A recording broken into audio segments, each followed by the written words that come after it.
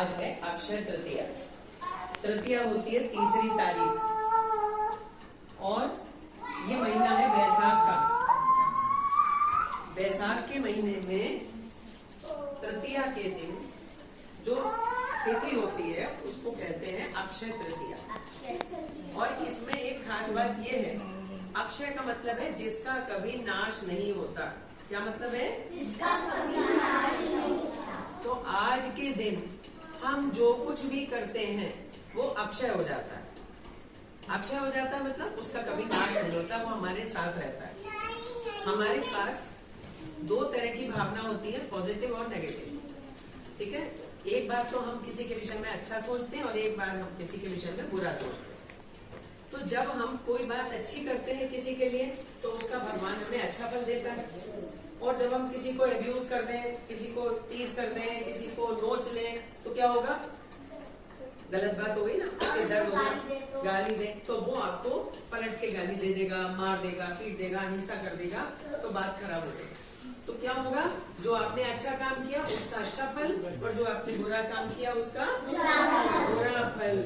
और अच्छा काम का फल जब मिलता है तो क्या होता है? हम खुश होते हैं। और बुरा काम का फल जब मिलता है तो हम कहते हैं भगवान ने ऐसा क्यों कर दिया? जा रहे थे साइकिल चलाते चलाते गिर पड़े, दांत टूट गए।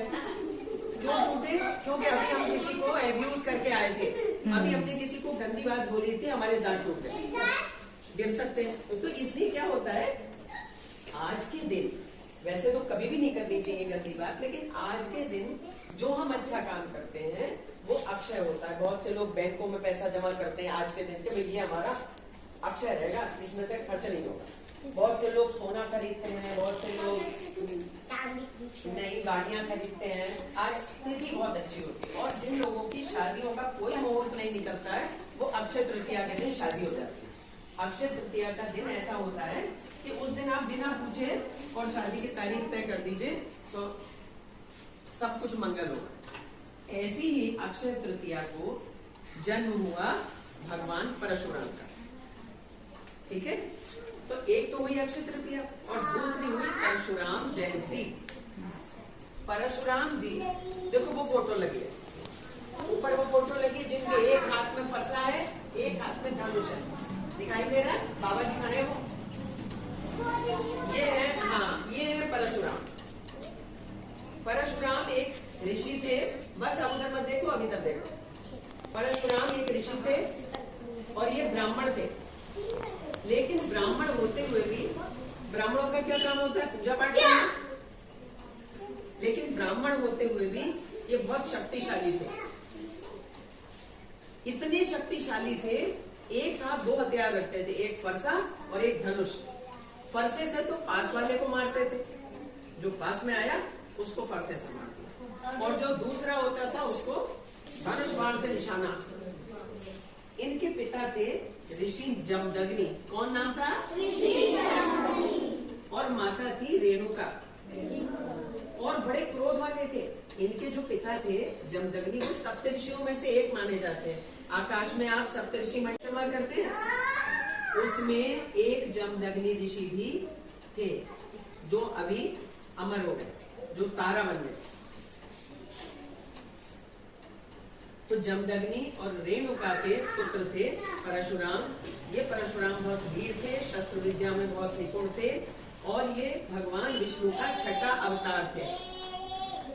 भगवान विष्णु ने 10 अवतार धारण किए, उसमें से छठा अवतार जो थे वो परशुराम थे।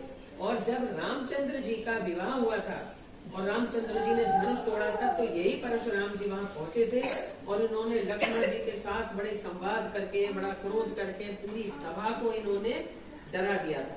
और बाद में जब इनको राम जी के स्वरूप का पता लगा कि अरे ये तो भगवान है, तो उन्होंने अपना धनुष राम जी को दे दिया और राम जी को प्रणाम करके उनकी स्तुति की। इतने वीर थे कि लक्ष्मण जी ने खूब उनके साथ वार्तालाप किया, लेकिन अंत में उन्होंने भगवान राम को प्रणाम किया और अपना धनुष उनको सौंप कर चले गए। तो आज परशुराम जयंती भी है और अक्षय तृतीया भी है। देखो, परशुराम जी से हमें एक बात सीखने को मिलती है कि व्यक्ति को तपस्वी भी होना चाहिए और वीर भी होना चाहिए। हमें पूजा भी करनी चाहिए, लेकिन हमारे अंदर शक्ति भी होनी चाहिए। क्यों? ताकि हम हम बुराइयों को खत्म कर सके, अच्छाई को नहीं। अच्छे लोगों के साथ अच्छा व्यवहार, लेकिन जो खराब है उसके साथ एकदम से टिट फॉर टैट बता देना चाहिए कि तुम हमें सीधा मत समझना, तुम हमें कभी पूजा पाठ वाला ब्राह्मण मत समझना, बहुत तेज है। ब्राह्मणों में इतना तेज होता था तपस्या का कि जो कह देते थे वो हो जाता था। तो हम आज परशुराम जी को नमन करते हैं और भगवान विष्णु को नमन करते हैं। विष्णु भगवान की